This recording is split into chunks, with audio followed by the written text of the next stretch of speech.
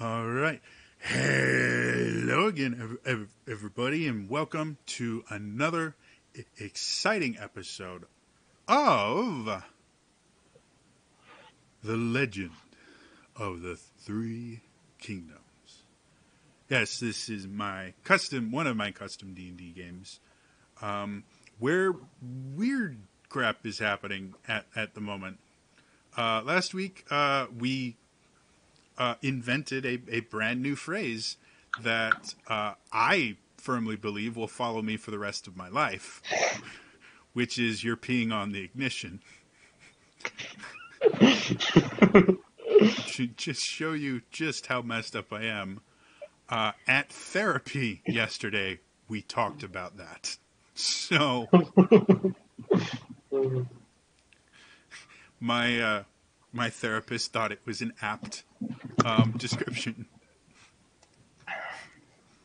So yeah, these guys found out that there's something interesting underneath this town, and it's bigger than the town is, and has been there a hell of a lot longer.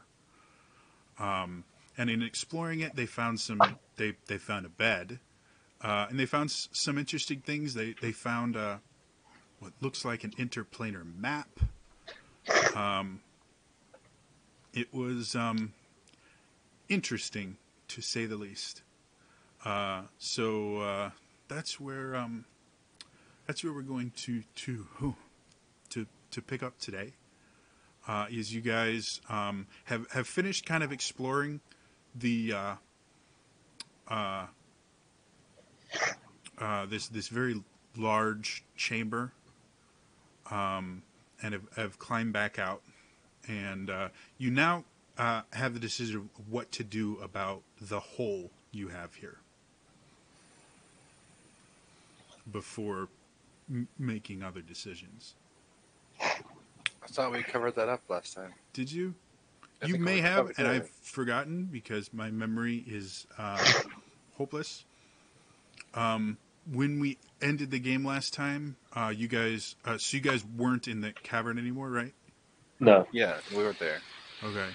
Where remind me, because I'm a very well prepared dungeon master. Where did we end the game? Walking off into the sunset, looking back at the village. Okay, so you guys With the did, slow piano playing. yeah. Dun dun dun dun. Thank you for going there. Yeah. God again. Well, and moment of silence for Stan Lee. Dun dun dun dun. Oh yeah, right. Yeah, for those of you who don't know, that's the opening run from the end of Incredible Hulk TV series. That Stan Lee created the Incredible Hulk, along with I think like almost every character in the Marvel Cinematic Universe. I think the only ones he might not have created are the Guardians. So he will be missed. But anyway, so you guys are walking away from there. So you're out of Dorme. You are still technically very deep in Sanguinius territory, in relation to Valakovia, which is where the Angel of Death intends to take Briar.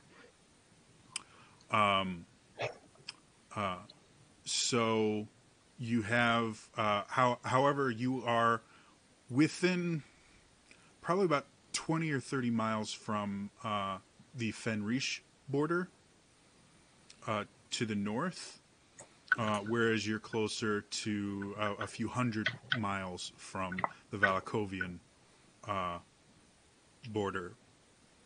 So, again, the Angel of Death just really cares about getting to Valakovia, and actually doesn't care about bringing you guys with him, and he's made this kind of clear. But as long as Briar has decided that, she's attached to you guys, he's fine with you guys going with him as long as you don't stop him. So you guys have a a decision now. What do you want to do now that you have left Dorme? I think we should probably get out of Sanguine as fast as we can. I hear Fenrish is beautiful this time of year. We could, With all the werewolves. Fenris is insane. always You know- beautiful. Artesian werewolf steak is just yum. In Fenrish, you eat werewolf. Yeah, werewolf eat you. The only problem with eating werewolf is the moment you kill them, they turn back. Ooh. not if you do it right. I am afraid of that. So we could take a quick pop over to Fenrish, get Just- out of just Sanguinius, Hop over to Fenris, say hi, say hi, visit And an then- arena or two. maybe not even that, just get out of Sanguinius that way, and then go from Fenrish into Valakovia. If anybody's looking for us to go from Sanguinius to Valakovia, this will throw them off the trail.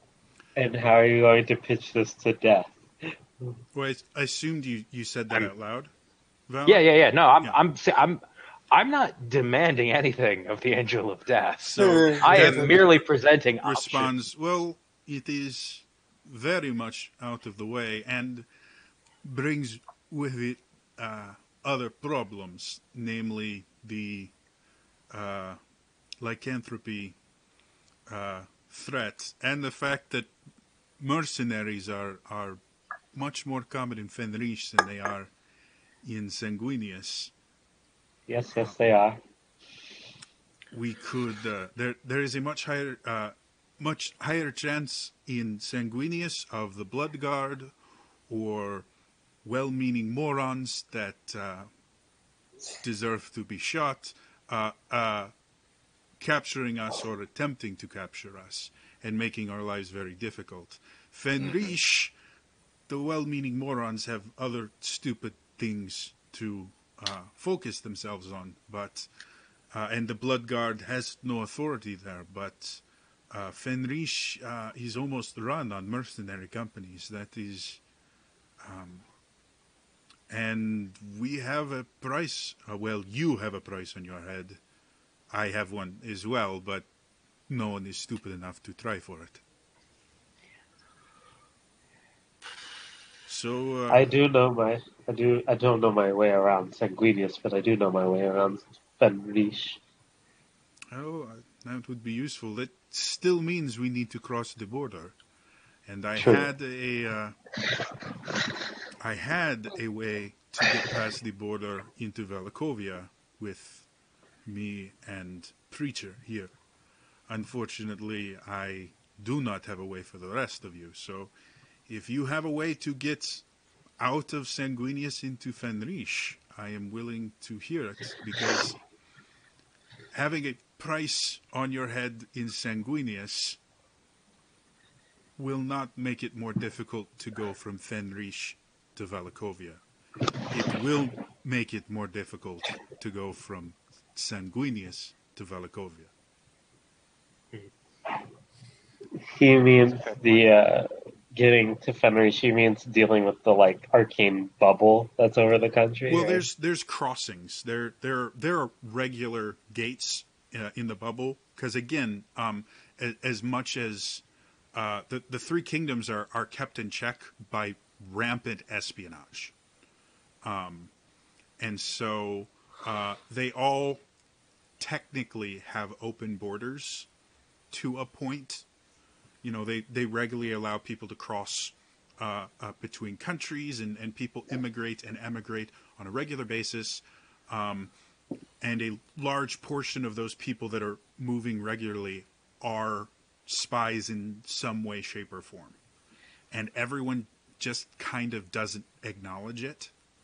And that's why the borders are as open as they are. Because if any one country clamps down on it, their ability to spy on other countries gets hurt significantly. So they just kind of accept these loose borders.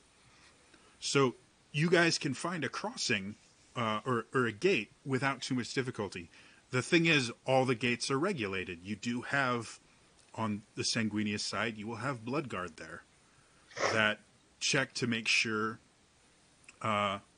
nobody, no criminals are fleeing the country. Because, again, they have no authority in Fenrish.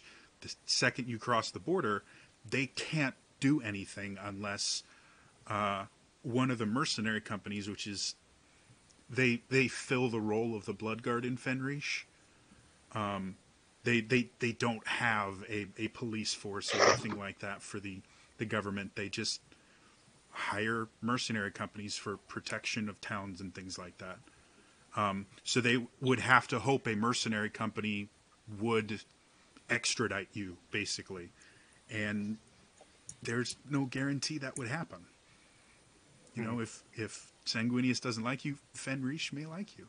And that's how all the countries work, is once you're across the border, generally your crimes will stay in the country you committed them, unless there's some benefit for your new place of stay to send you back. If you're doing horrible things like murdering people, your crimes are probably going to follow you around. Like, murder's always bad. But if you just pissed off the vampires, the Fenrish may like you. You don't know. And the same is true about the Valakovians. Or Valakians. I'm just talking out loud. I'm known generally, but in Fenrish I'm known a lot more. Maybe we can use that. As the lone wolf, you operated mostly in Fenrish, but your old mercenary company worked in Sanguinius from time to time. True. Like, mercenary companies aren't exclusive to Fenrish. You go where the work is, and the Bloodguard does hire mercenaries. Like, you guys just fought a ton of them. Sure. So it's not that you're completely unknown in Sanguinius. You're not known as the lone wolf in Sanguinius. They would know you much better. What was your old company? The Vagrant Wolves. Yeah. They would recognize that name in certain parts of the country. Okay. Much more than they would. The lone wolf they would be familiar with, but they would know that it's a name from Fenrish.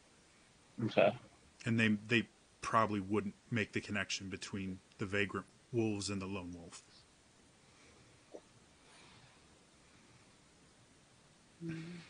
So, with that huge info dump, what do you guys want to do? Well, what do you guys think we should do? But I still think we should get out of this place as fast as we can. I am all for this idea. I am just waiting to hear the how. I might have a few friends across the border, but letting them know I'm coming and having it be timely is the issue. Well, certainly you have the flamboyant, fiery one there. Certainly you have the ability to contact people over distances, yes? He's pointing at...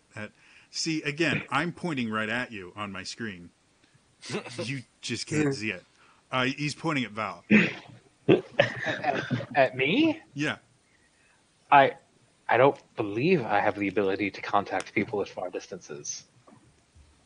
I thought all you magic-using crazy people could do that. Well, my breadth of magic is wide, but not deep. Okay, so we go to someone else. There are more of you with magic. Does no one have the ability to send messages? No. I look at the not here, Valdis, and not here.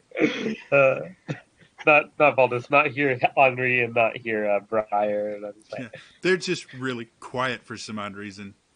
It's weird for Preach because she almost never shuts up. But love you. Yeah, You're watching this. yeah. I just use Do Mask you of Many Faces and turn myself into a blue tiefling and go. I think you are thinking of someone else. You can reply to this Wow. message. Do you Crossing the seriously not have streams. the message spell? I do not have message. I do not have sending. Wow. I think you're Okay. thinking of Preach. Yeah, it might be. Well, if Preach has that ability, and I think I could have sworn one of you guys had the message spell or sending, and I don't have character sheets. Let's assume you guys. Well, and the other thing is just like I can't think of who they are. The Telegram people. Gainram? I don't know. Just like in turn of the century, where there are companies where you could send telegrams and things like that to get messages long distance very quickly. Larger towns will have The post office. wizards that specialize specifically in selling the ability to send messages. Got it. okay. So that service exists. Again, you need to come up with a way that you can get into a larger city without getting caught. But and depending on how you send the message, either you have to speak in code so that the wizard doesn't realize they're helping somebody illegally leave the country, or you have to find a way to convince them not to tell anyone that's the message that they're sending. So, if you guys want to go that route, you can. You just need to come up with a plan. It is entirely up to you. Gainram. Mongo love candy. Thank you for getting that. My knowledge of old movies is much too vast. It's good to be the So, king. this boy. I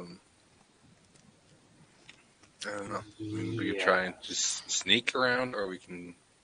I don't know. But it sounds like I have friends in Fenris. Do any of you have friends in the gun country? Let's call it. I have my favorite might have the more the south than we are right now.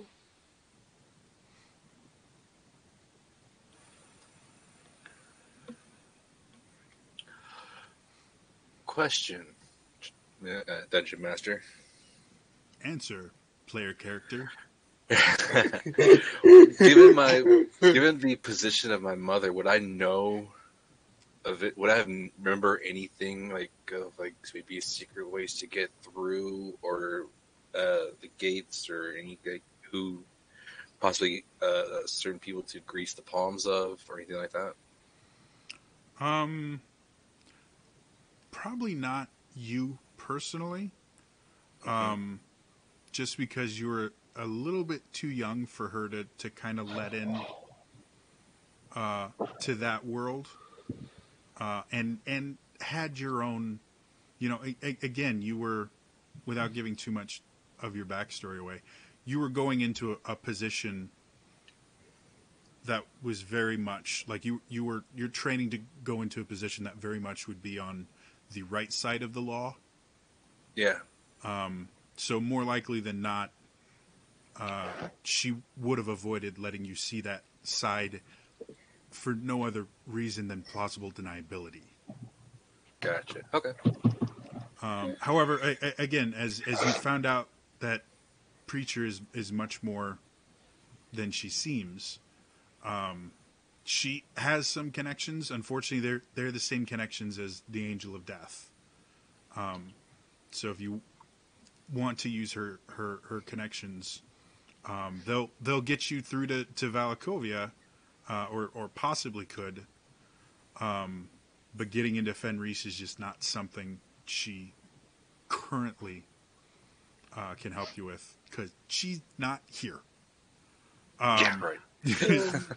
I was going to say, I've made many contacts with the underworld. Yeah, They probably wouldn't be happy to see me, though.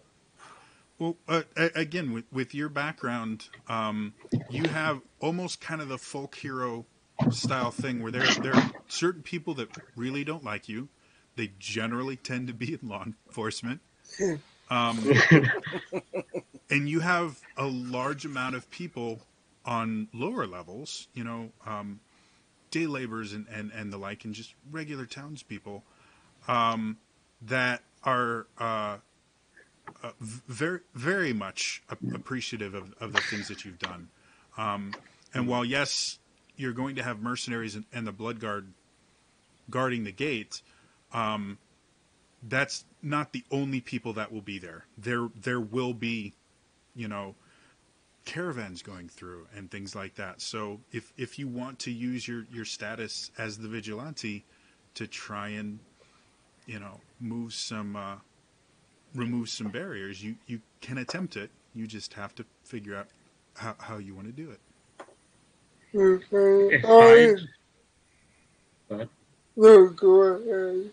Oh, I was just going to say, if we go through the Fenris borders, I've crossed it many times. There's probably somebody who recognizes me. That could be bad. That could help. Depends on which side. Good part. I have a similar commander given by healers. Specifically my father when I know when it is the diplomatic immunity for a border crossing. The again, because of the rampant espionage, diplomatic immunity doesn't really exist as an idea. Just in the Three Kingdoms, the closest you have is, if you punish me, there will be a backlash from my home country. But the idea of diplomatic immunity, because of how often spies are caught and things like that, there really is no diplomatic immunity. It's just if you can make a big enough or a good enough show that punishing you for this minor crime would cause them more trouble than it would help them for punishing you. Now given my background, my backstory where I know secretly in and out. Remind me what your title is again? I'm forgetting. The Drifter. Oh, the Drifter. Yes. That is a fantastic question. And in a couple of seconds here, talk amongst yourselves. I'll be able to give you an answer. Am I the only one that stayed on the right side of the law? Barely, but... Hey, I am on the everybody right has side of morality. Interesting aspects of their life. Technically, Preacher was on the right side of the law for most people that know her. I do know this one guy in a caravan named Longnose. Oh no! Don't. I'm just saying. We go way back. Yeah, way back to another dimension. Some days it feels like that. Well, no. I have a feeling it's going to be easy to cross only one border Now that thinking about the fact that the Blood Guard are also there, so starting to think maybe we should stay within. Well, if we Well, cross one border, the Blood Guard aren't on the other border. Right. Oh yeah, you're right. I don't want to think of that. So, But- Over to it- Fenris may not have any benefit. Or might not be easier to cross. Yeah. In response to your question, Lilian,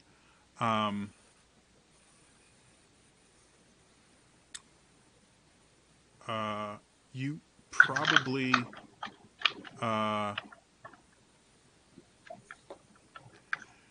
you would have some connections, specifically on the Valakovia border. However, technically, most of those connections are would not know you as the Drifter, like that you had a separate life before adopting that persona. So, and it's been a little while since you would even be aware of their existence. So, it would be a bit of a crapshoot. But that would be between Valakovia and Sanguinius. You don't really have connections to Fenris. Yeah.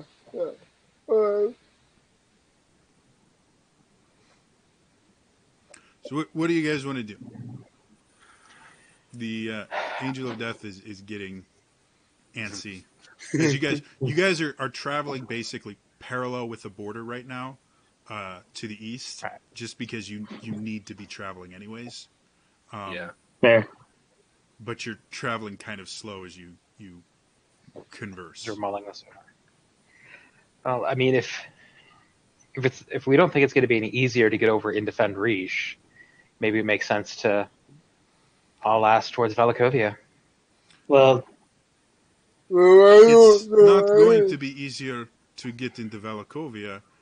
It's the fact that Fenris does not have a blood guard that is constantly looking for us. And the longer we are in this country, the more of the houses know that we are here.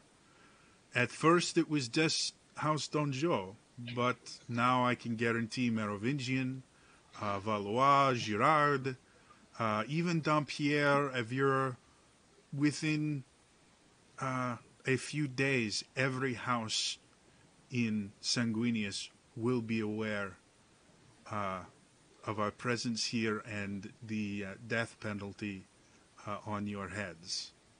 And the blood guard is everywhere here. Did I Oh, Well, when I see her, you can baby, I think of the contact, maybe a more recent, shall I say, so the thing maybe about useful, but we're closer to the family border. Okay? Anyone else?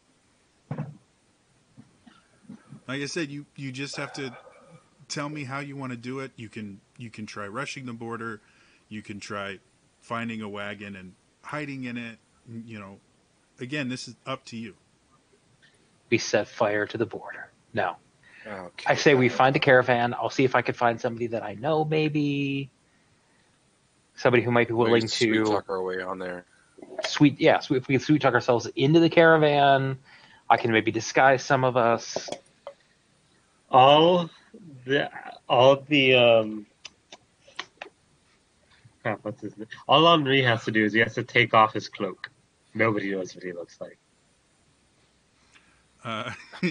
He seems put off by that idea. He says, We just I'm have not to get him a different taking off the cloak. color. What if we get you a different colored cloak? You're not touching my cloak.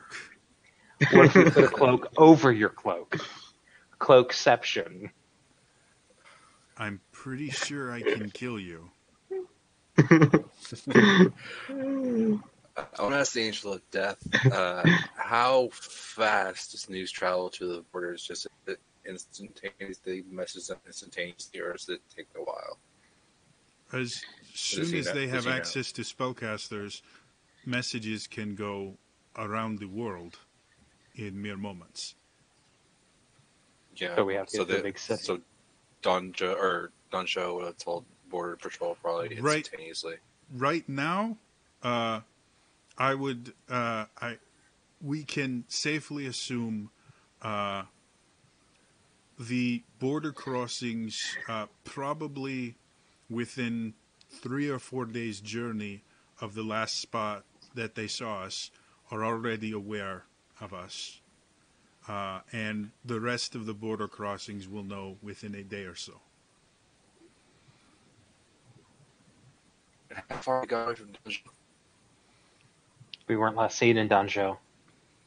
You Or were what was the last seeing scene? I forgot. the north side of that lake.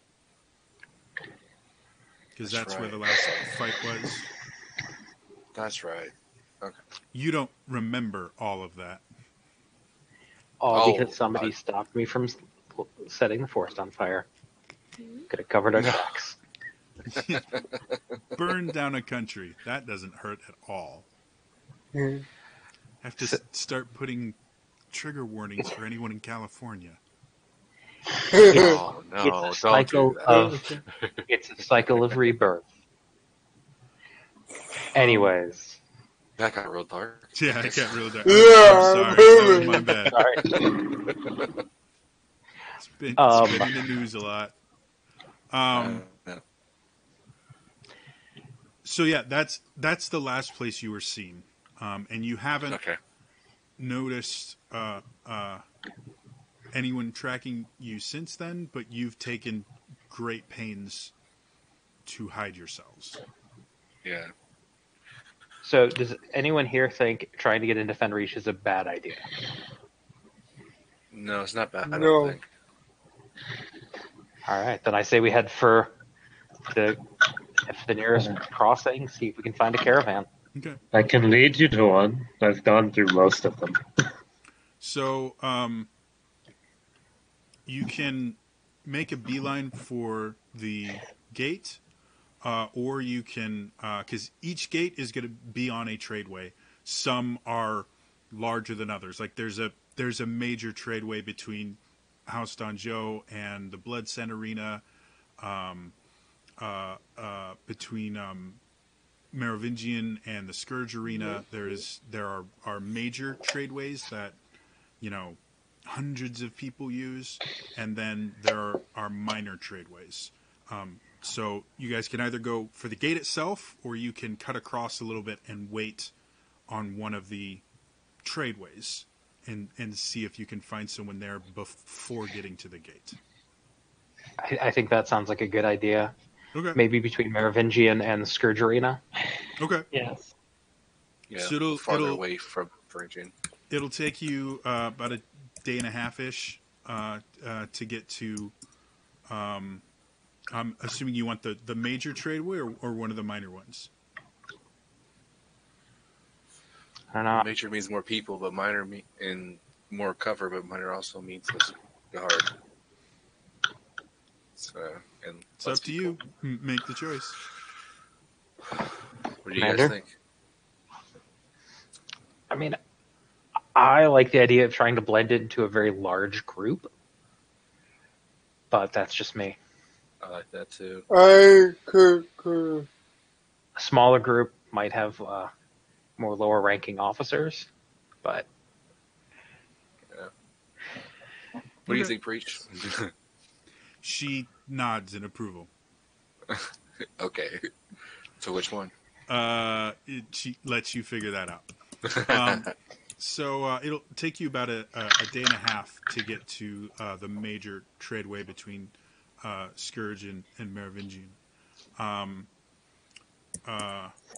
you guys have anything you want to do in that? Because you'll be traveling roughly about 8 to 12 hours a day and have about 4 hours ish of kind of downtime.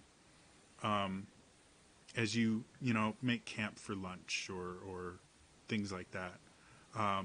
So anything you guys want to do on your way there? Any prep work you want to make or anything? Does anyone here have a disguise kit? Yeah, not me. Vala, I thought you did.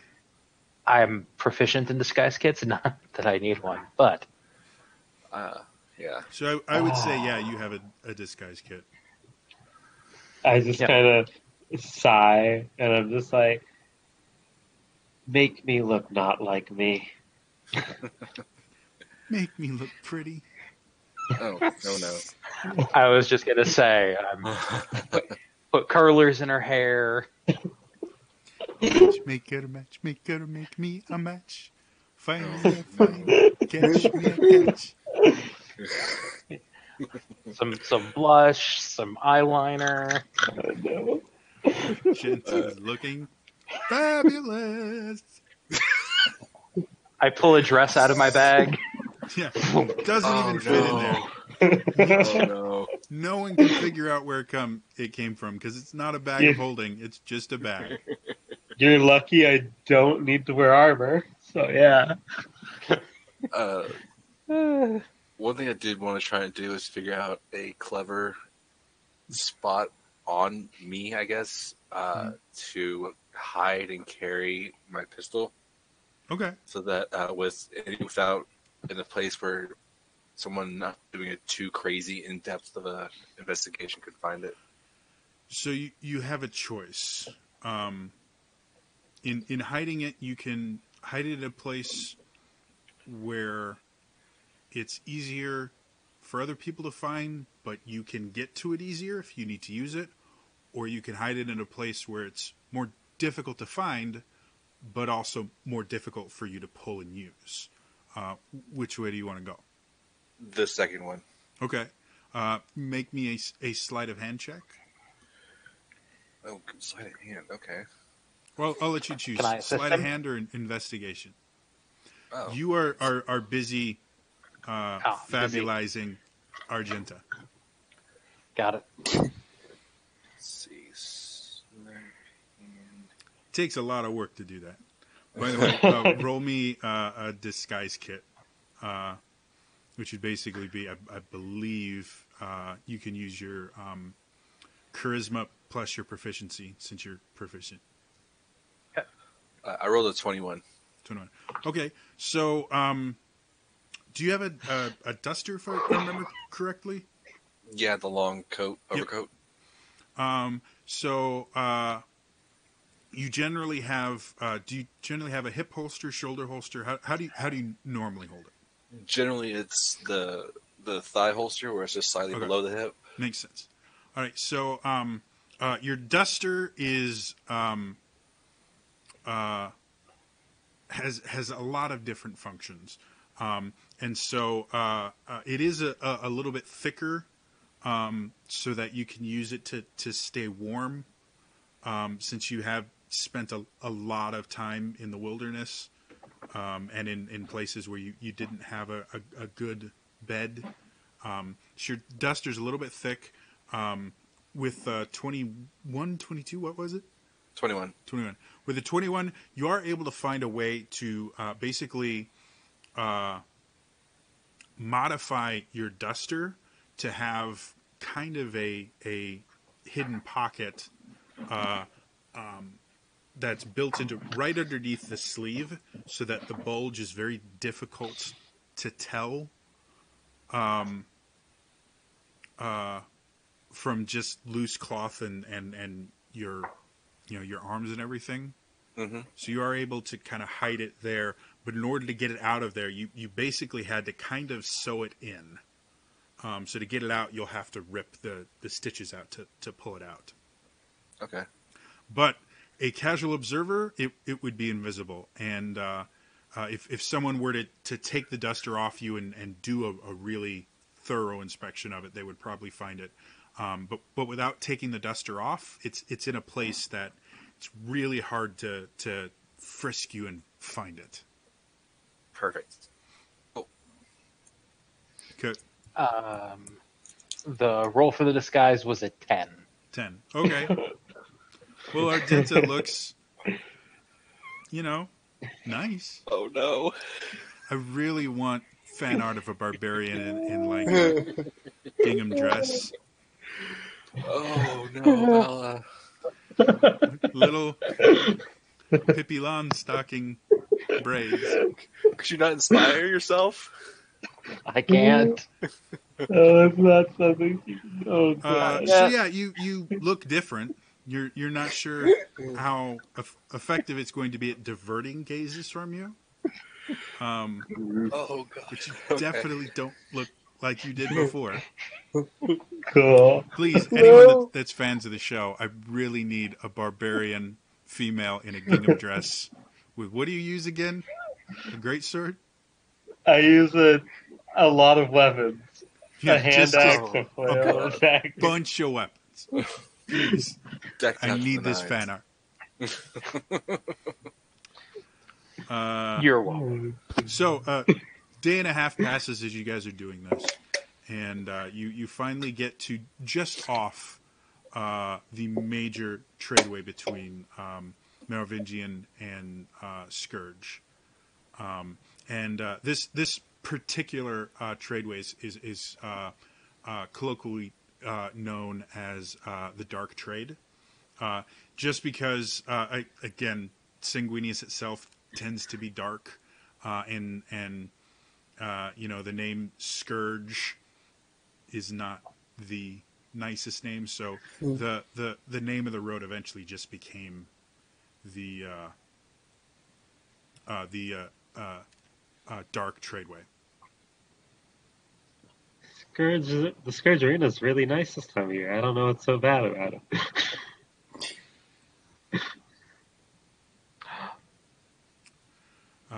So you guys are a little bit off of the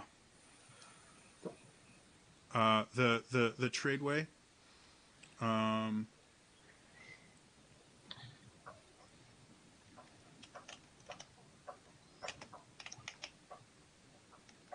I can spell, I swear. So what do you guys want to do?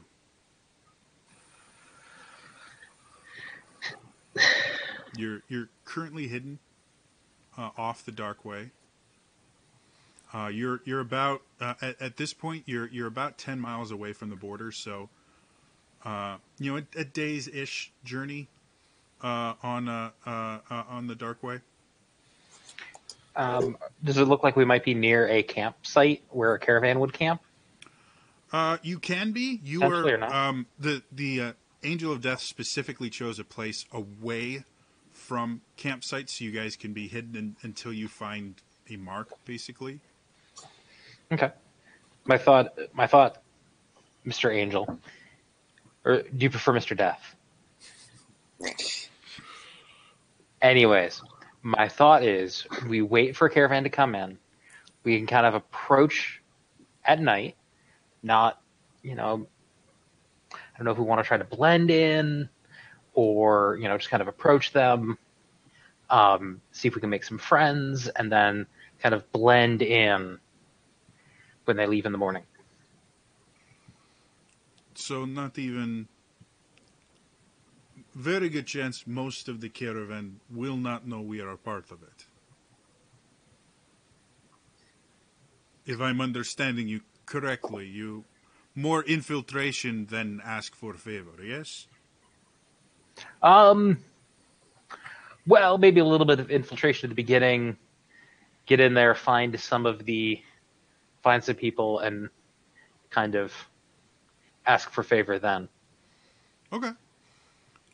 So roll me roll me an insight check. Ooh, Death is about to stab you. No, I'm kidding. 9.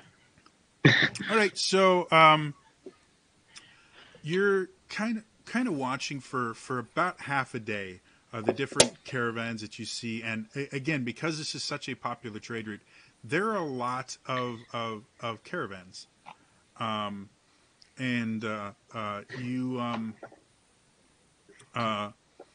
or rather, there are a lot of groups. Generally, there'll be like one caravan that'll pass through an area every couple of days, because they don't leave every single day. That wouldn't be cost effective. So you see a caravan, and you're trying to kind of pick which group you think looks the easiest to kind of infiltrate. And you see three groups that are fairly large because they have a lot of goods that they are trading. But you're having a hard time kind of finding a mark, as you'd call it. So these three groups, you have one. They look to be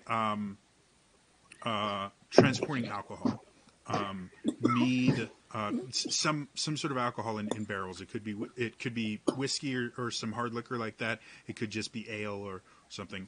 But they're obviously alcohol peddlers, and they have a pretty large group of people. You can see some of them are just really big, strong, dumb guys. And then you can tell the ones that are kind of the leaders of the operation. They seem to be a little bit abrasive, but that's one group. You see another one that the group is slightly smaller, like the alcohol group. They have close to 20 people in their caravan across 4 wagons. Second one, it's only about 2 wagons and only about a dozen people. And their wagons are they're covered, but you can kind of tell from the clothing that they wear. These are cloth or fashion traders. There's actually a market for both, where people from different countries will bring the pre-made clothing and everything from one country and sell it in another as a way to kind of spread fashion. And there's always a market for silk and cotton and different different types of fabric for cloth making. So that second group is obviously in that market, though just because of the informal nature, it's significantly more difficult for you to tell who's kind of the leader and who are the people that are following. No one is walking beside the carts, unlike the alcohol one, where probably about a dozen people are walking, while only about 8 people are riding in the carts. So it's easy to tell the hierarchical structure. So right. That's the second group. The third group, they're weapons merchants. Like it's obvious. You see the guy driving the wagon, sleeveless leather tunic, big muscles. You can see weapons on his cart, pieces of armor. These are blacksmiths that are selling their wares. And in Fenrish, that's a really, really big market. And you can see a lot of silvered weapons in it and things like that. This is the smallest of the group. There's only about 6 people in that group, but the 6 people are carrying 6 carts. Like there's one in every cart. And they have massive, massive wagons to be able to carry all their stuff in. So, which one do you want to try and approach? What do you think, guys? We have a lot of weapons. I beeline for that weapons group.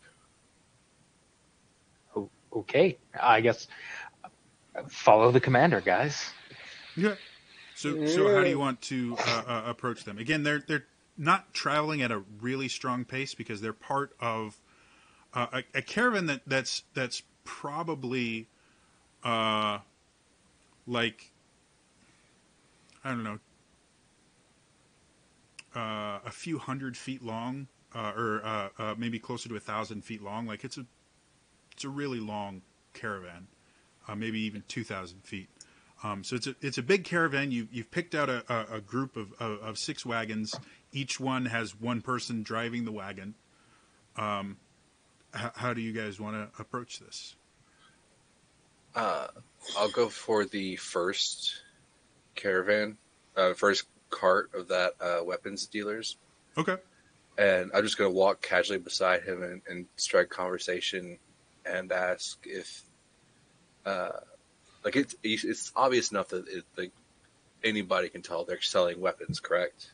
Oh yeah, they make no attempt to hide it. It's not Okay. illegal to sell weapons, so they make no attempt to hide it. They're not like smuggling or anything. Yeah, okay. Or at least But let me rephrase that. You can't tell if they're smuggling anything, gotcha. but their legitimate business is they're selling weapons. I'll go to just casually start walking next to him so they don't slow down or anything, and ask, pardon me, I noticed you guys have some weaponry. And I'm trying as to you're trying to say it, he goes, Don't even try. Half these weapons are spoken for. The rest we plan to sell in Scourge. even if I was unless willing to you pay double happen the to- price. How much are you planning on buying from me? Because I sell in bulk to mercenary companies and the like. They pay Well- me generally a lot more than your average person will be able to give me. We'll just need maybe a couple of, or, well, some silvered swords, maybe a silver rapier or anything like that. If you may have one, something like that. Of course I have something like that. How much you going to pay me for it? Talking to chef, apparently. Sorry. The accent will get worse.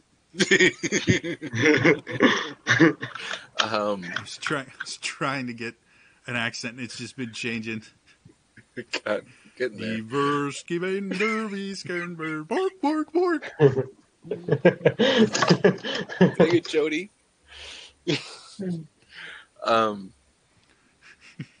Well, how much are these I'm swords just getting playing this for? visual now of the Wurpins. We's got a Sterling the Wurpins. We take it a Wurpin and we team for the Wurpin. You skibberda do? It's a visual. God, no. These are the Swedish weapons merchants. Yeah. You're wanting to burn the Wurpin?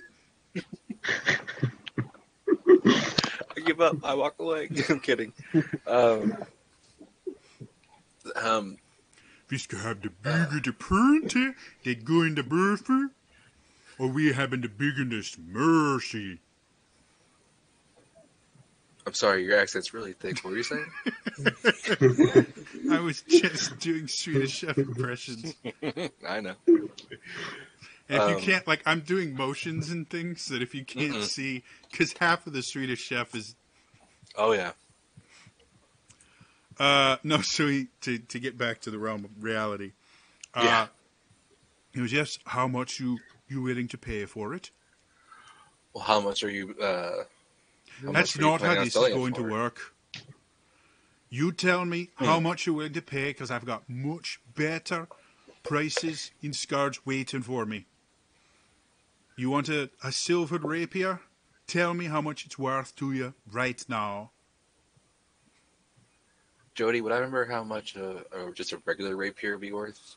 It's in the PHB. Silvered is 100 gold pieces more than what regular is, and I don't have my PHB. I believe I'm it's looking at it between right now. 15 and 25. I'm gonna say it's 25 gold. Is what I want to say.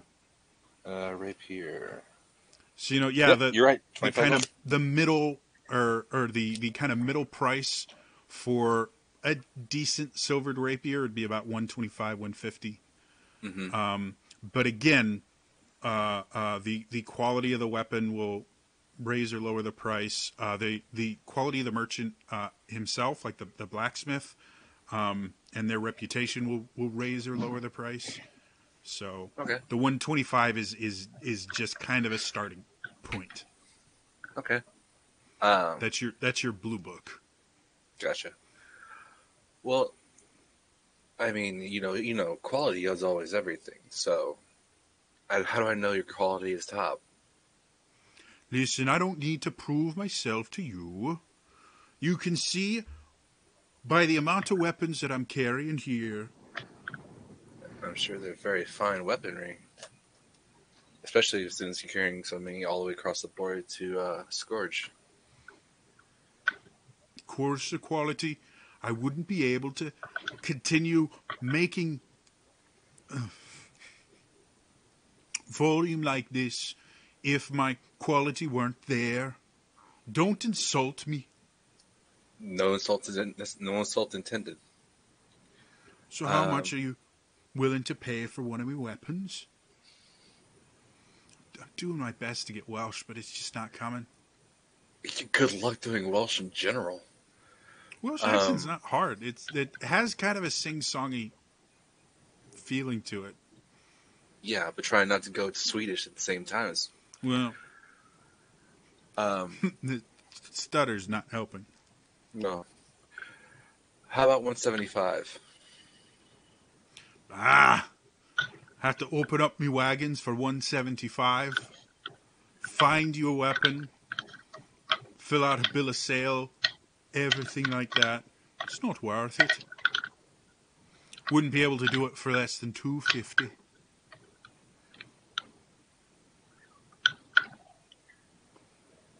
How about 212?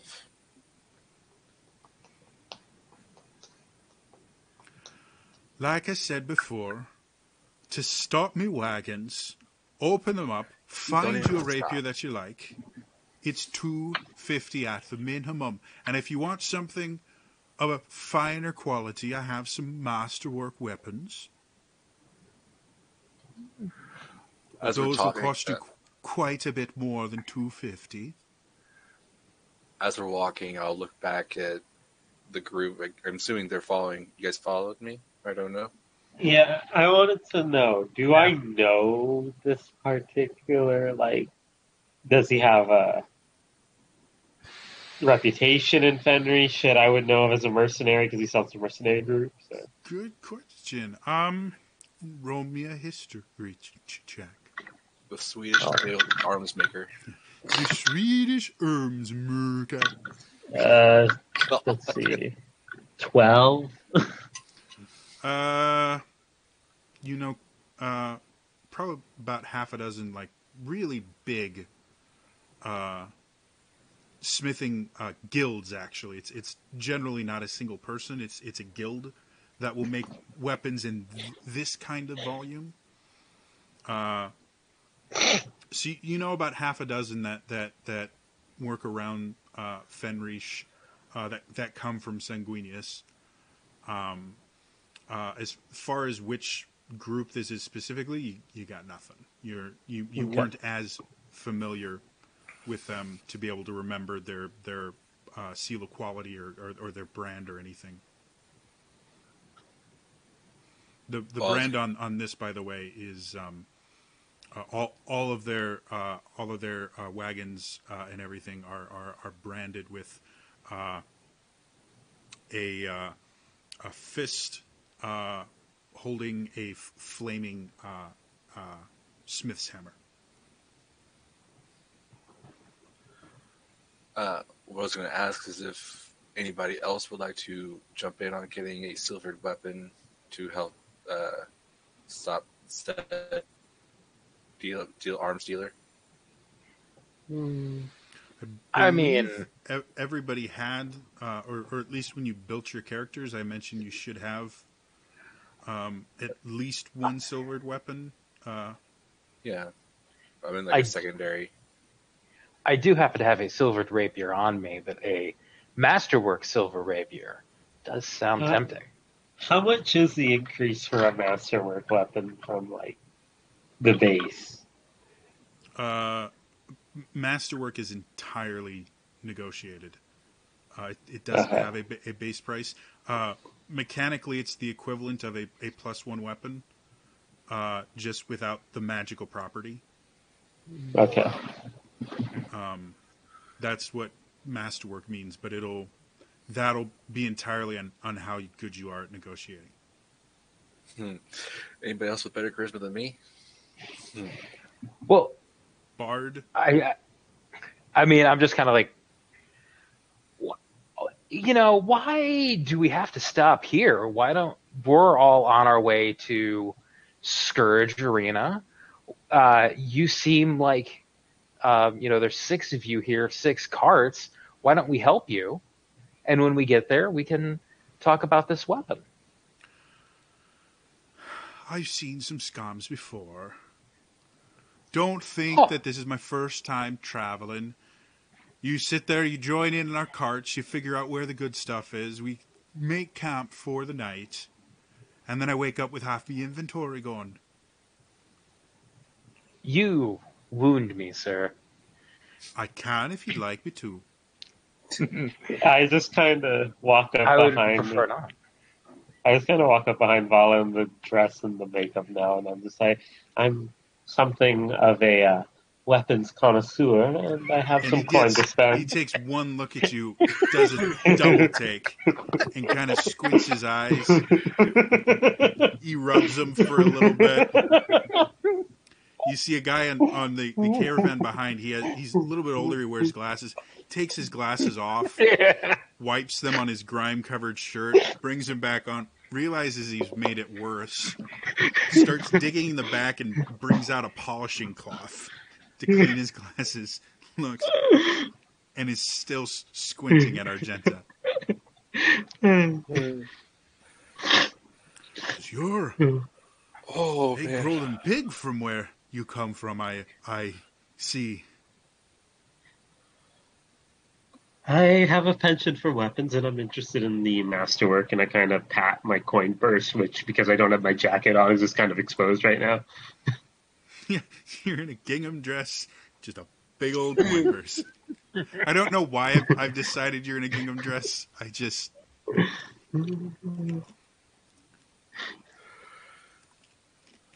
see Argenta Longstocking, I guess. Oh, no. He goes, fine, you've got the coin. Doesn't mean you're not going to rob it blind.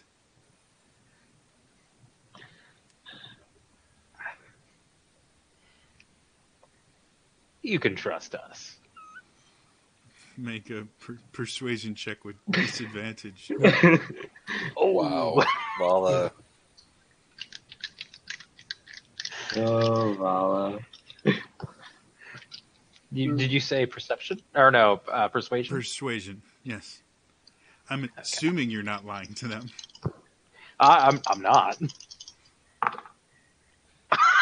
The lowest number you can count to, I'm sure. I rolled a 4 and a 2. Well, that's So, good. so 12. Oh, So Okay. from the cart behind this one, you hear, "Oi, piss off! We don't need you. Said it. We loaded it all ourselves. We can unload it all ourselves as well. Piss off. Bloody wankers." So I have a Swedish one and a British one. Okay. You're supposed to be Welsh. They're close. Wales is right next to England. Welsh Just are teasing British. Well, boys, I guess we'll just have to spend our money elsewhere. I'll just start Yeah. walking off. Are you Um, attempting to kind of do the walk away, or are you actually giving up? I'm just kind of doing the walk away, Okay. see if they say anything. Make another persuasion check with disadvantage.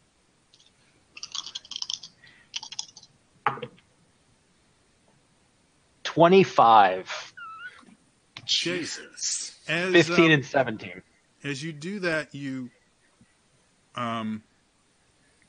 walk in a way that your coin pouch jingles a little bit louder, and you're able to kind of turn to the rest of the people and in your group, and they all kind of get the idea of, okay, this is a bluff, and everyone kind of starts doing the same thing. You even go as far as you actually start asking one of the minor guards, not one of the blood guard or anything, because they don't generally protect caravans, but just one of the caravan guards. You go up to him and go, "Hey, is there someone that actually makes good weapons instead of this?" He's like, wait a second. Come back over here. Maybe we can do some business, but I need some sort of assurance that if I let you work with me, that I'm not going to have to worry about my merchandise going away. We've got caravan guards that you can see.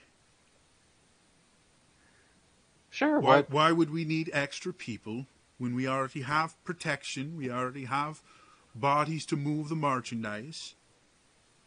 We're not saying you have to pay us. It's just Here's this way, instead of having to pull over and unload, we can, deal with this at the end of our travel. Have I ever connected my old life with the lone wolf, or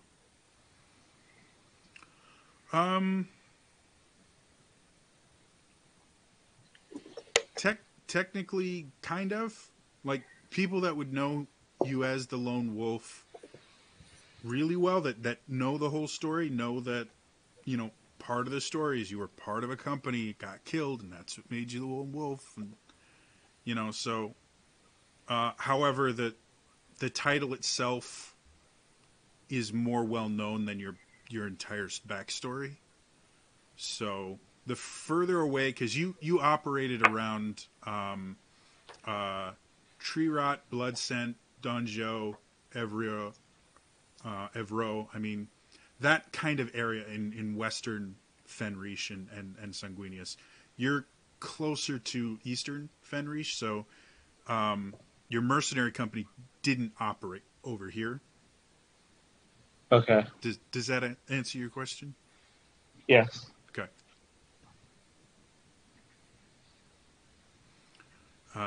So he goes, so what you're asking me for is you want to ride with me carts simply because we're going to do business. You're asking for a free ride.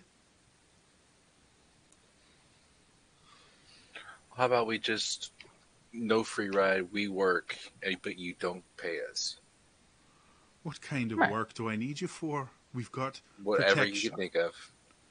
I don't have anything I need workers for. I've got protection. We loaded these wagons ourselves. It's not like we need help loading or unloading them. I've done this trip 12 times this year. Maybe think of it Right. as we can take a break while we unload for you. Go ahead and You roll me can a supervise. persuasion check. Oh, yeah, this will go great. Can I inspire him? Sure. I just look at him, catch his eye, and very under my breath say Excelsior. Is that a D8? These D6, I believe. D6, okay. I thought at 5th it went up to an 8. she's okay. multi-class. Oh, yeah, never mind. Ah, okay. Well, that's a 14. Okay, I actually have to roll this then. When you guys roll those super high numbers, it's easier for me because I don't have to actually roll anything.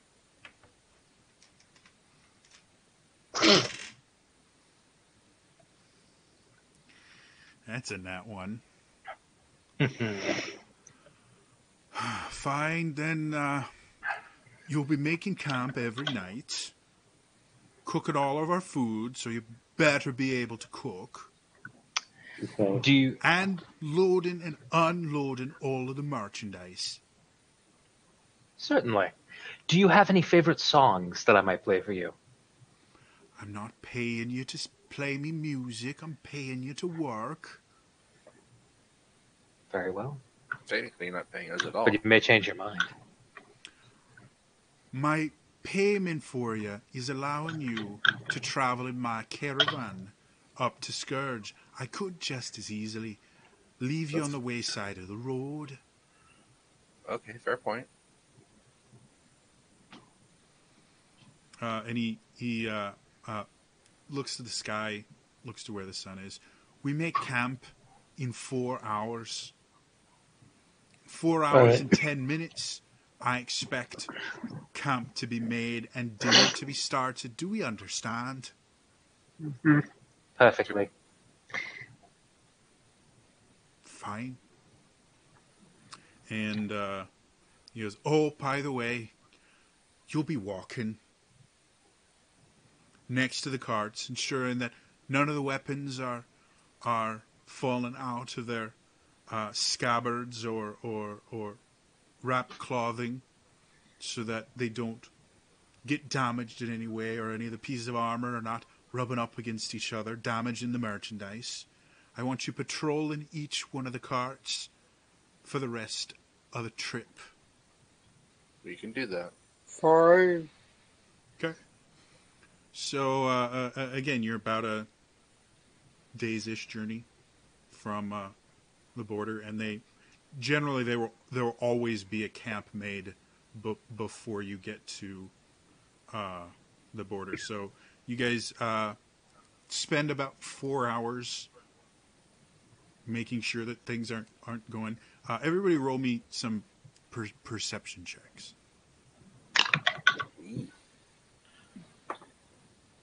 Natural 20 Okay. for 26. Almost one of my bad dice, technically. Oh, okay. Skill. Forgot I have music I can use. 19. Okay. Vala. 10. Okay. Lillian. 24. All right. So Vala, you're about as useful as you have been thus far. My God. Wow. What a burn. You walk around and but you're really not really focusing on the carts as much as you're looking for blood guards. You're looking for other people that are might notice you, and therefore you do miss a few things. However, between the commander Lillian and Argenta, you guys are keeping an eye on the stock. You're regularly checking things, and you did find a couple things that were basically packaged wrong, so that they might get damaged. Which, traveling this distance with goods like this that are prone to scratches and things like, you're going to lose a few items. Not like they're completely worthless, but their value will be diminished because of dents and scratches and things like that, just from the sheer volume and the fact that you're traveling in carts with, poor shock absorbers and stuff like that. So between Argenta, Lillian, and Commander, you guys actually catch quite a few things before they happen, and probably saved a few dozen high-quality items from losing value from dents and scratches, or them being forced to, reforge or mend the weapons or armor in order to sell them for full price. So you guys do finally make it to the final campsite before you make it across the border, and you set up a campfire and start cooking the food that they brought with them, which you find out apparently these guys are doing pretty well, because the quote-unquote rations they brought with them they've got some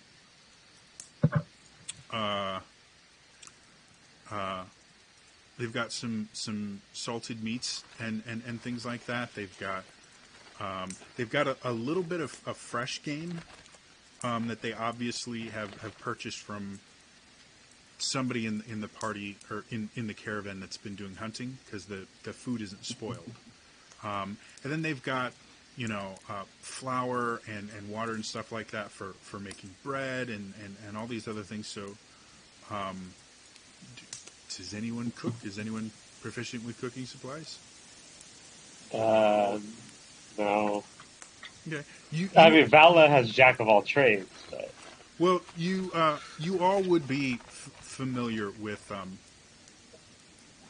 how to cook for yourself and things like that. So it's not like you're completely out of it. How about who wants to kind of be the main cook as everyone else kind of sets up the tents and everything? Vala, because you have some idea of what you're doing. I mean, I can try, but All right, I don't know how useful I am. I'm going to make this a performance test Oh, thank you. because it's cooking is an art. 12. 12. It's not terrible. At least. Well, Doing so well tonight. We're getting rid of that dice. yeah, seriously. At least it's above 10. Yeah. So you cook some venison steaks and you try and make some bread. You've never baked bread on a fire. They have a Dutch oven that you can use to make bread and other things like that. You're not particularly good at using a Dutch oven. It's not something you carry with you. So you make a decent attempt. The bread comes out a little bit burnt on the bottom, a little underdone in the middle. The steaks are cooked a little closer to the well done side than probably you wanted to, but it's all edible. I was too engrossed by the fire. Yeah. I guess it's a miracle anything survived. For sure. Like you didn't just give them big old pieces of charcoal. Sacrifices to the flame. I'm starting to get ideas about that eternal life.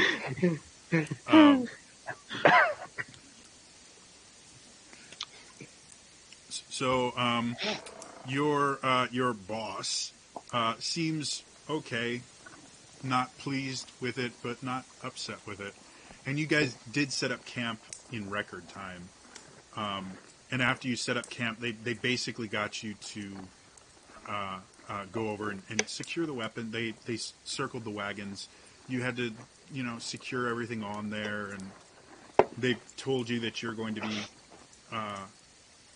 performing watch for the night to make sure nobody steals their stuff, which is made pretty difficult because while you guys were traveling, again, you were constantly checking to make sure nothing was rubbing. Since nothing's moving, they have these really thick oil cloths that they just put over all the wagons and tie down really tight, that stealing from them at night is going to be significantly more difficult than during the day. But there's always a chance, like oilcloth can be cut and stuff. So there's always a chance someone might try and steal, a 500 gold piece or 1,000 gold piece weapon or piece of armor. So you're going to have to stand watch. So who 4 watches? Who wants to take the first one? I'll go first. Okay.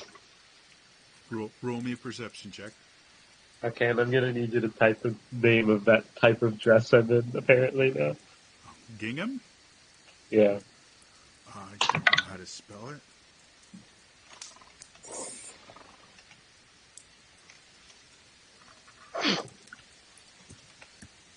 And by the way, yes, that is the type of dress that Vala would have. 24. Okay, so the early hours of the night, there's a lot of movement in the caravan itself. People are going between the different groups and camps, basically. Trading between each other, talking to each other, and things like that. You do see a couple shadier people that start heading towards, and after seeing your dress, they seem to think twice about it. And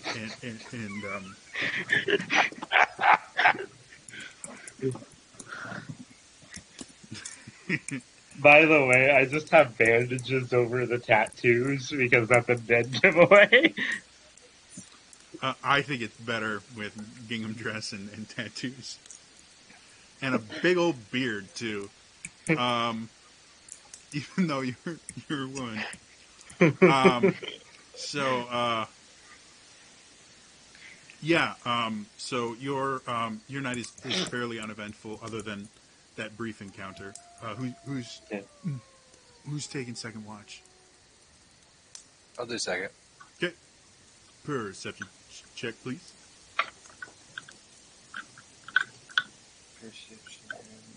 14. So your watch. Why is he rolling? Why am I not rolling? Oh, Your watch. Again, watching Six Wagons is a difficult job at the best of times. Because you're in Sanguinius, it generally tends to be overcast more often than not, so you don't really have the moonlight to help you see. You just have the firelight, which is blocked by the wagons in large places.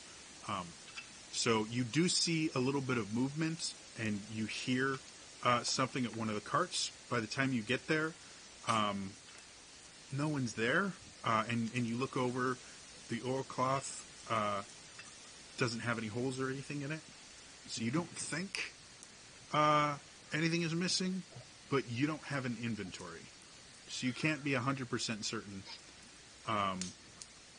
But you don't see any obvious way they could have taken anything out. should I have made that at disadvantage because I'm human? In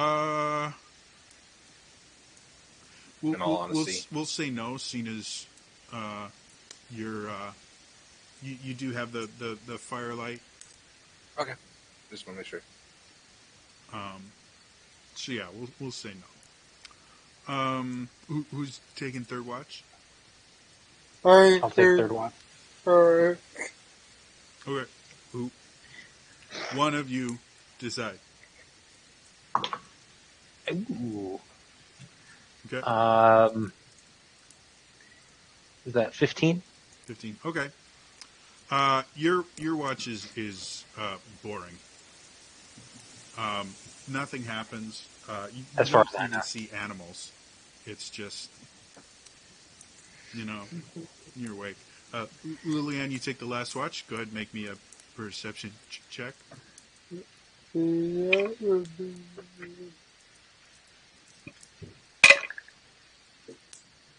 That one. What did you say? Total. You got a nat one. Oh, that's nice. So you fall asleep during your watch. You're woken up by one of the wagon drivers who just kind of kicks you in the side. Not hard enough to do enough damage or do any damage or anything, just enough to kind of jolt you awake. And he points to an area where the oilcloth has been cut. And he goes, "Listen, if we're missing anything, I'm taking it out of your ride. You understand?"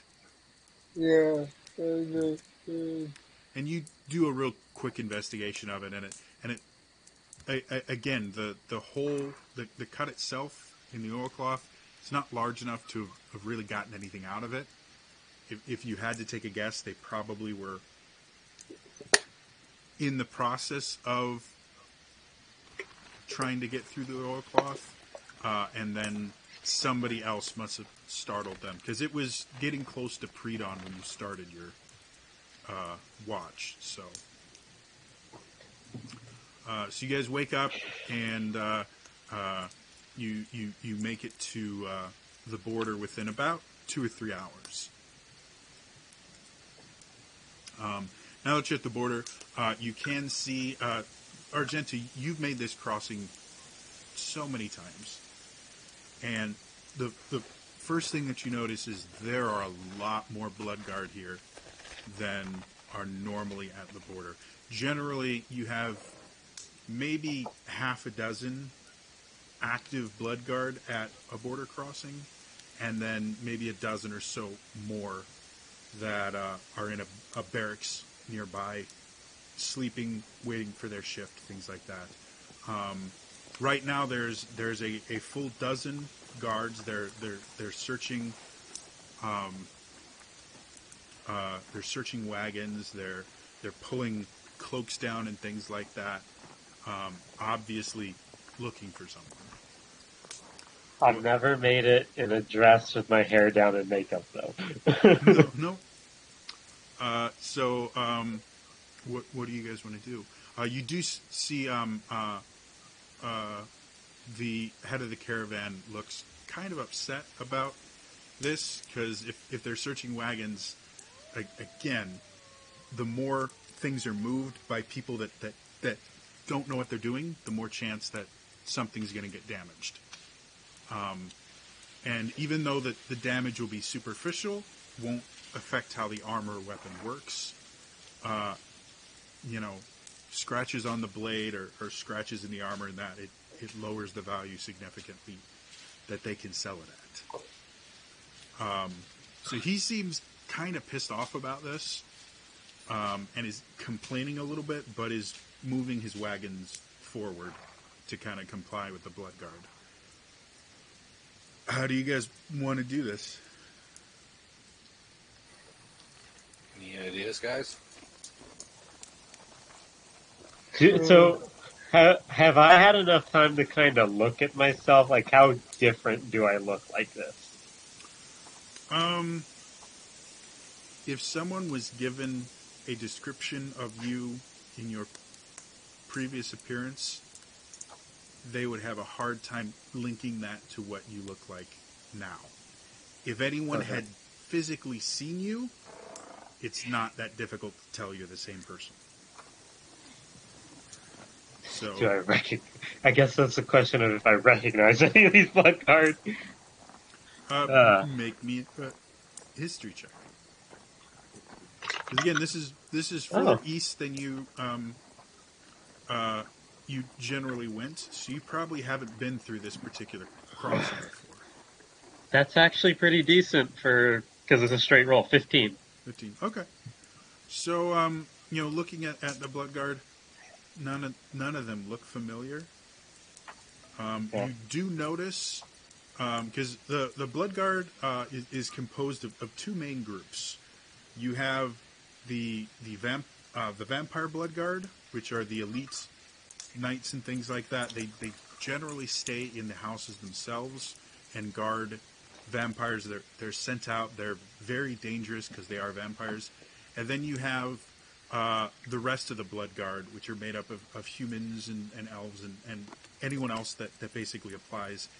They're never allowed into any of the actual houses or upper cities in any of the houses. And generally that's who's guarding the border is your rank and file. You have seen 2 vampires among the blood guard. So this is a little bit higher. Now there's hierarchy among the vampires as well. You're not sure. Like generally the more powerful the vampire, the fancier their armor, the fancier their weapons and things like that. These guys look to be wearing more general armor, so you're not looking at vampire lords or anything like that. But this is still a step above your rank and file. And in between here and Fenrish, is there like a zone where neither control it, or is it like border to border? It's border to border. There is a magical wall on this side. It is Sanguinius. on the other side, it is Fenrish, and the gate between. Technically, there's a physical structure that's about 50 feet long and about 30 feet wide, and arcs up about 30 feet tall, so that a fair amount of traffic can go through. And the magical wall can be brought down in there to kind of close the border, but it's generally left open because, again, inter country commerce is very, very common. So that's where you have to get through. On any side of it, it's a magical barrier, which is technically visible. It's got kind of a purplish red glow to it. And you yourself have tested this barrier before. It's very unpleasant to come in contact with it. Okay. It's not just, a solid wall. It actually radiates a little bit of energy, and coming in contact with it hurts. You've heard of people that have been able to make their own holes in the barrier and stuff like that. You've never met anybody that does it, that's done it. So, you guys can see, you were further back in the caravan, so it's probably going to be a good 30 minutes while they search through all the other carts before they get to the ones that you guys are guarding.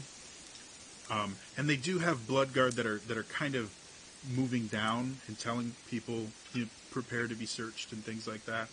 But they're generally only interacting with the leader of each group and then leaving the rest alone. Because everybody will be searched at the gate. There's no reason for them to waste their time searching them twice. So does that put us at the back of the entire caravan, or just No, there's about 2 or 3 groups behind you. Okay. You're close to the back, but not dead last. And how far away from the actual? You said 30 minutes. It'll take them 30 minutes to go through the 2 groups in front of you. You're only about maybe 500 feet away from the actual gate. Like I said, it takes time for them to search things. Yeah. Okay. Under there, we can do this. Do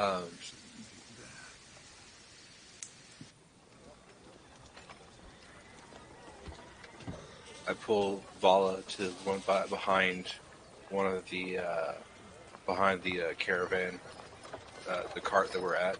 Okay. Is the cart covered, or is it just like a flat cart with things sitting on it? It's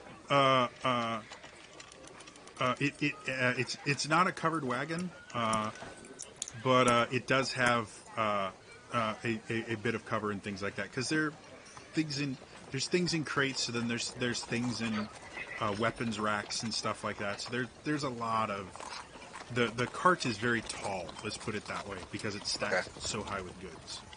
Perfect. As you pull me back, I'm like, Easily a good Commander, 10, 12 feet tall.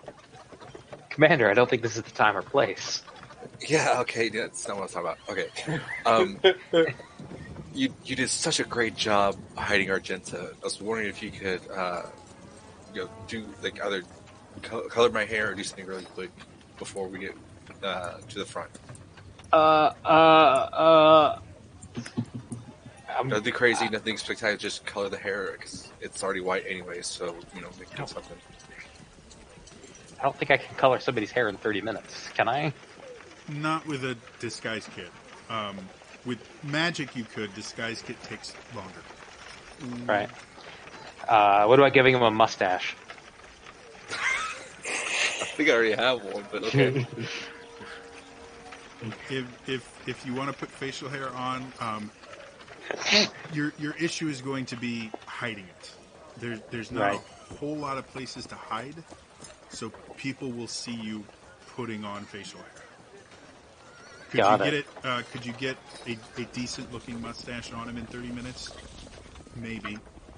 From my own experience in stage makeup, and putting on prosthetics and stuff like that, 30 minutes is cutting it close to get something that looks real.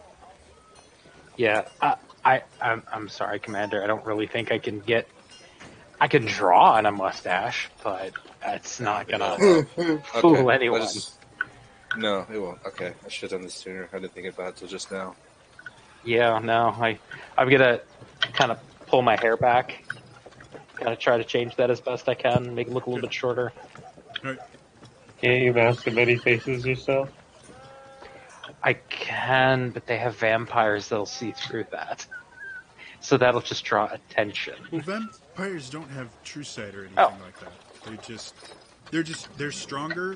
They generally have a little bit better sight than your average human.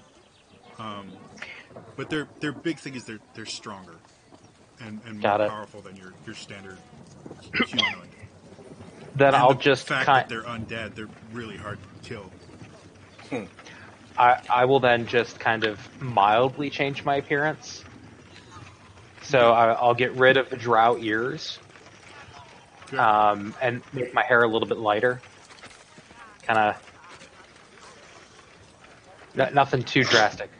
Make my skin a little bit more. Make me an Arcana check. Because I'm a master of rolling. Mm-hmm. Statistically, you should Natural- roll. Natural 20 Okay. Okay. for total of 27. You kind of looking around as you're casting your spells. You see something that makes your heart sink. On the gate, they have areas where they can inscribe runes in certain situations where it's needed. Like if there was an invasion, they could put exploded runes or things there. You see on either side of the gate anti-magic runes, which basically create an anti-magic field. Right. So this wonderful job of disguise self that I just did, I'm going to drop immediately. Okay. Ah. It won't have anything. It won't do anything to Argenta or anyone with more traditional disguises, but anything magical, once it gets within about 20 feet of the gate, will lose its magical properties for a little bit. I'm going to. This is gonna be. I'm just gonna take my old jacket, turn it inside out, so it turns from leather jacket to like a white fur jacket, and toss it to Lillian. Lillian, do you want to put on the pimp coat?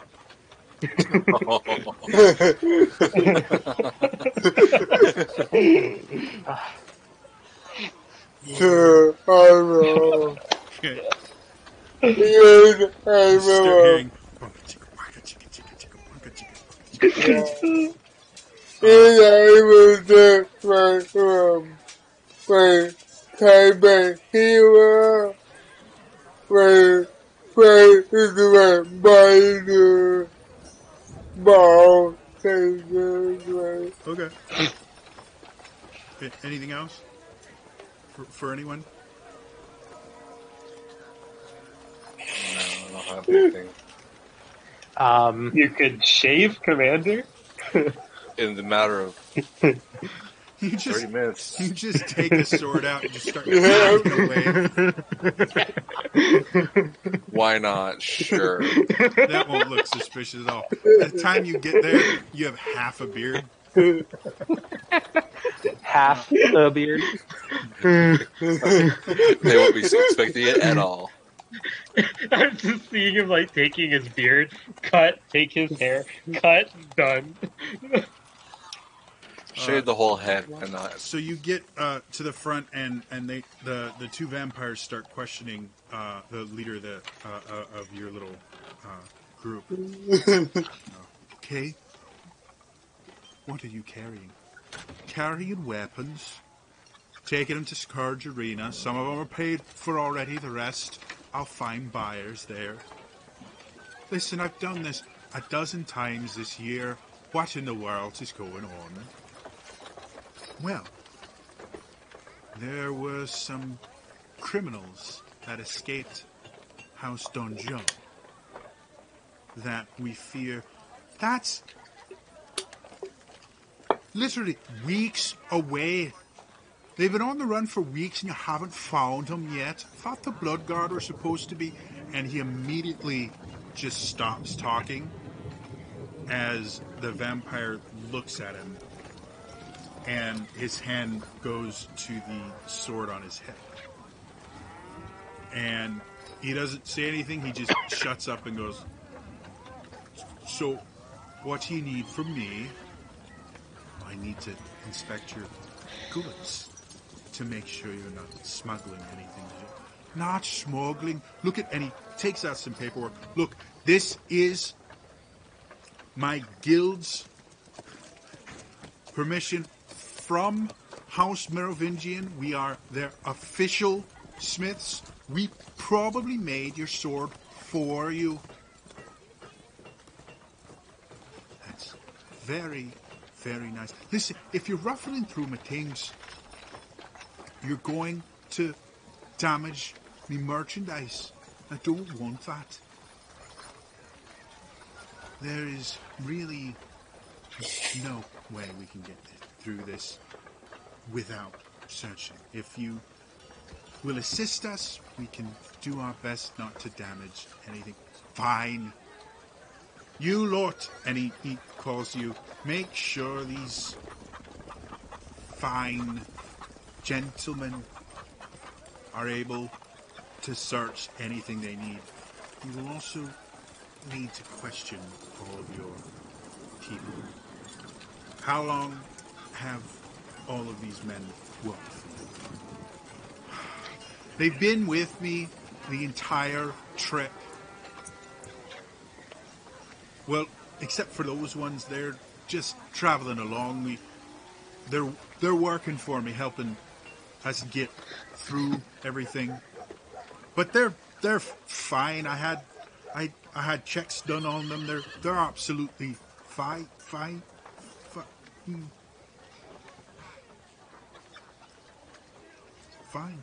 Then they should have nothing to hide.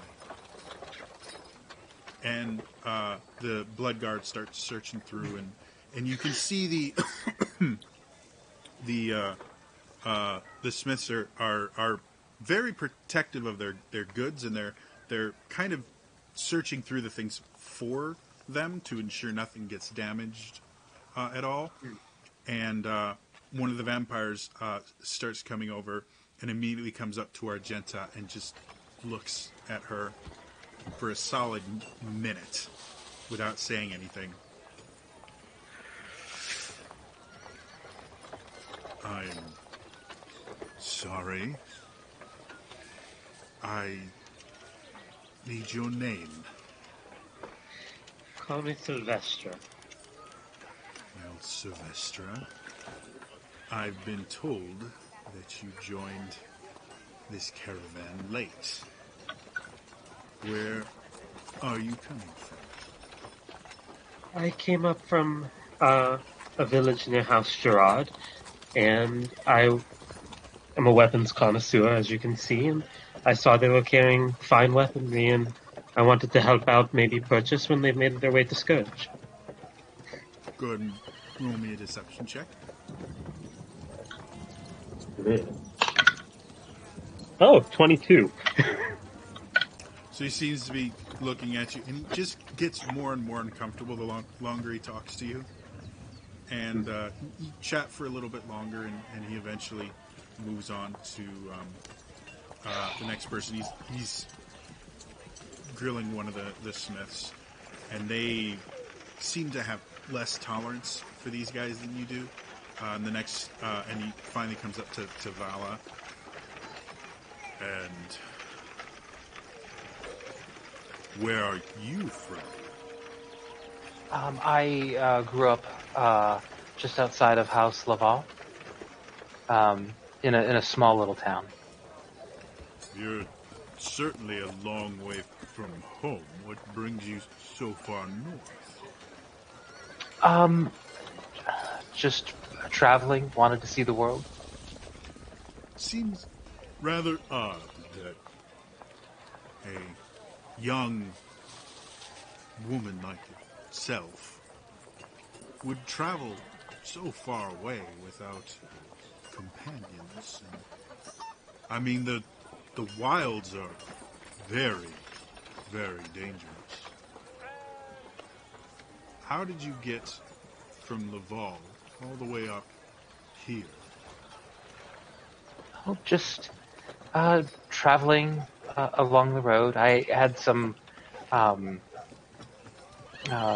friends that I was traveling with before, but they didn't seem keen on coming to Fenrish, so I decided to make my way there with the caravan to see the arenas. So, you've never been to Fenrish before? No. See, I find it quite odd that someone who's never been to Fenrish would carry a silvered rapier on her hilt. See, most people that carry silvered weapons have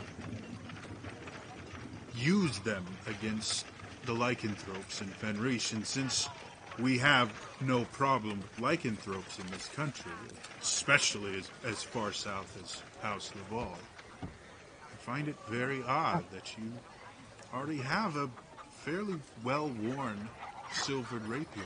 Oh, this was my grandfather's. Go ahead and make a deception check.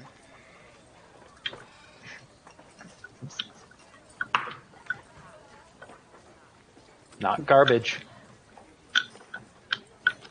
21. 21. Okay.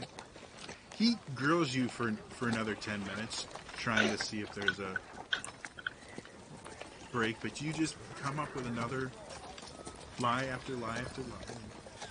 He eventually just leaves you alone and goes and questions a couple more smiths, comes up to Liliang.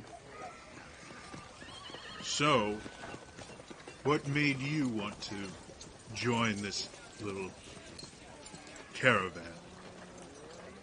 Oh, I guess. Well, it would work. So do you hire yourself out as a guard or, I guess, manual labor often? You look more the fighting type. It's rare. Garden. Man, whatever I can get.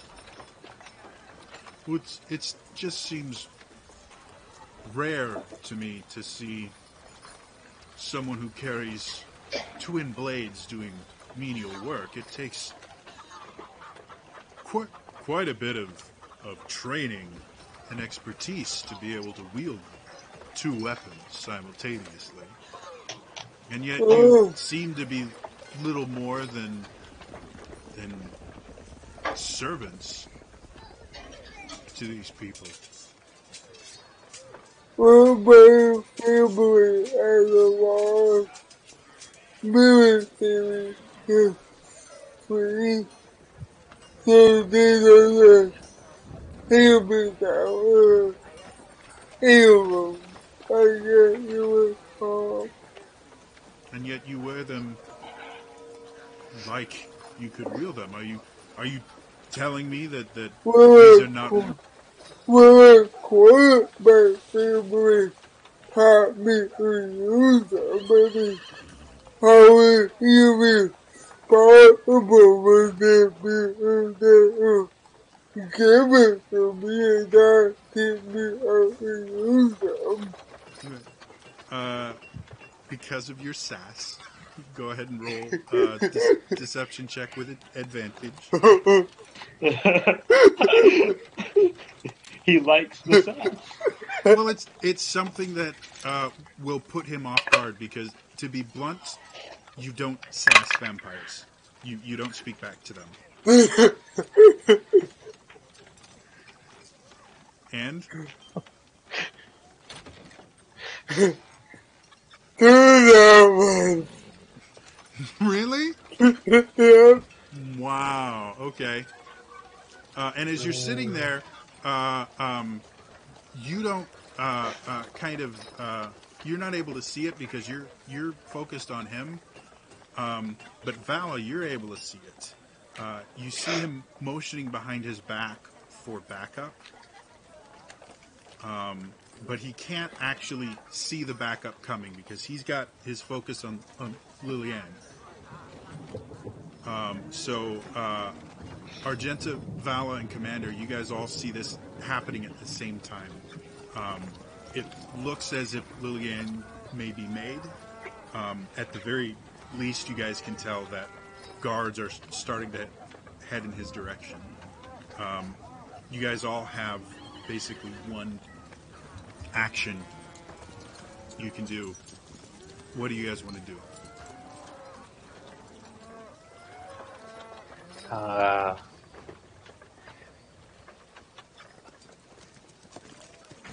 Commander, you still there? Can anyone hear the? There we go. I'm here. Okay, just making Sorry. sure. Yeah. So you guys can see the two blood guards. The other vampire has not noticed the hand signal. You just see two blood guards that are heading towards him that actually noticed the hand signal.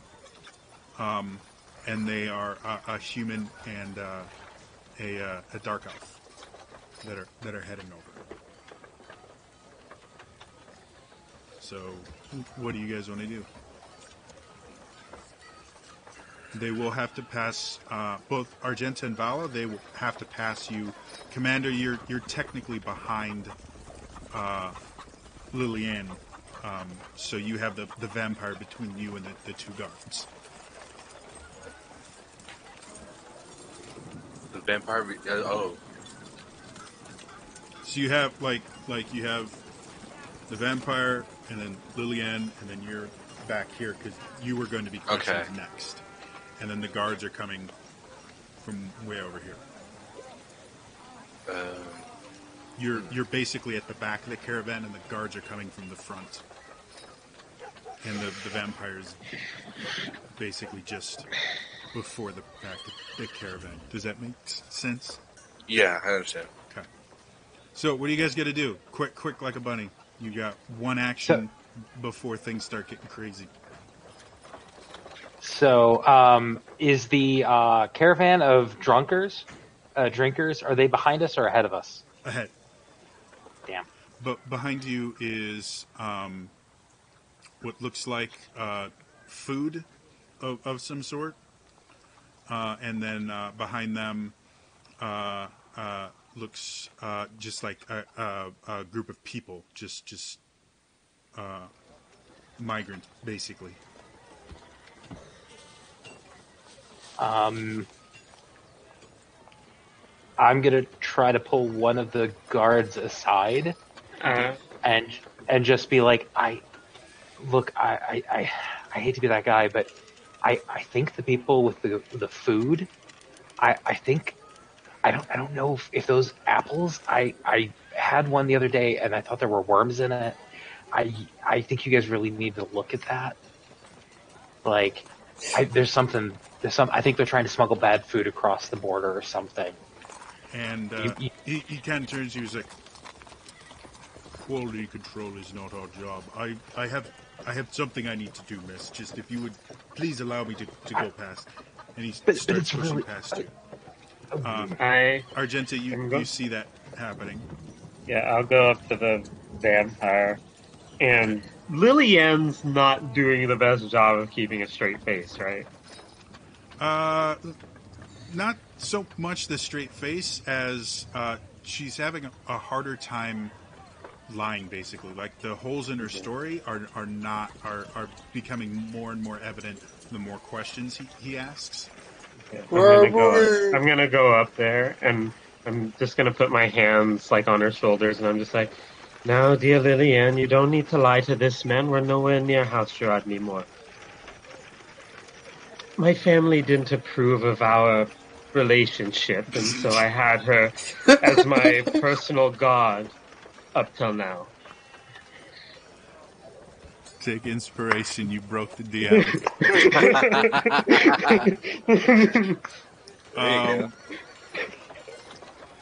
Liliane, your response?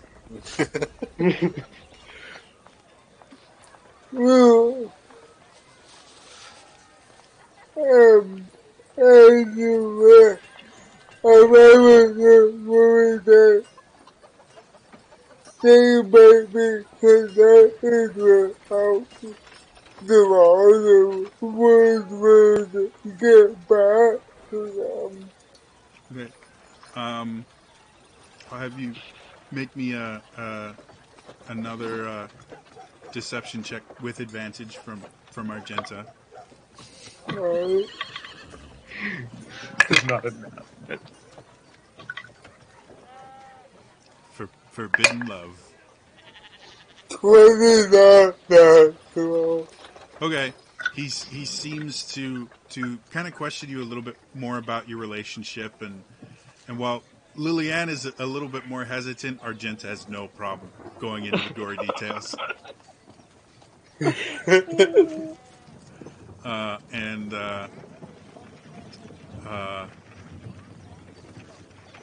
goes on for long enough to make him uncomfortable, to the point where he just okay, fine, and he goes past. And That worked. because of the amount of time it took for Liliane, by the time he gets to you, Commander, the carts are already through. And he's kind of being pressured to start searching and questioning the next group of people. So he just kind of comes up to you and goes, so, who are you? Why are you here? I'm Alex. I'm going to Fenris to Fine, try my just luck. we're looking for someone with a gun anyway. Just go. Okay. And he goes in, and you guys make it through the border to Fenris, and as you pass through the gateway, you can feel kind of the hum of magic around you, and then when you pass through the other side, it's kind of like night and day. On the Sanguinius side, it's a little bit humid. Even during the daytime, there's a little bit of a mist or fog everywhere you look. As you get to the other side, it's dry. Let me rephrase that. It's not dry. It's murky. Whereas the other one was misty and foggy and kind of cool. Here it's that kind of just humid, hot feeling. It's somewhat swampland in this particular area. And the place itself is, you see a lot less trees where you are. It's a lot of kind of rolling fields with kind of grayish grass and thistles and things like that. So, yeah, you guys made it through. The Angel of Death, who seemed to have disappeared during the inspection, is suddenly with you guys. Now, to get all the way to Scourge is another probably week's journey at least. And then to get to Valakovian from Scourge would be another week. However, if you just go up a few hours on the path and then cut to the east, you're only about 5 days away from the Valakovian border. So I was wondering if they had any, while we were inspecting things, did they have any, like, halberd slaves that were not of, silver or masterwork quality? they did, but they're not going to unpack anything until they get to Scourge. Okay. So, What do you guys want to do? Do you want to cash in on this, or do you want to bolt? well, that's the discussion we'll have the next time, because that's where we're going to end the story tonight. So thanks to everyone that played. We're a little bit short-staffed tonight due to some previous engagements that a couple of our players had. Yeah, if you missed any of the episode, go ahead and go to youtube.com/trainerjody. I upload all the episodes generally over the weekend there for this and my other game. If you want to see any of the games live, I run D&D every Wednesday night at 9 p.m. Central Time on my Twitch channel. It's twitch.tv/trainerjody. So please tune in live. We love to have people watch. Otherwise, yeah, that's all for me today, and I'll see you guys next time. All right, bye bye.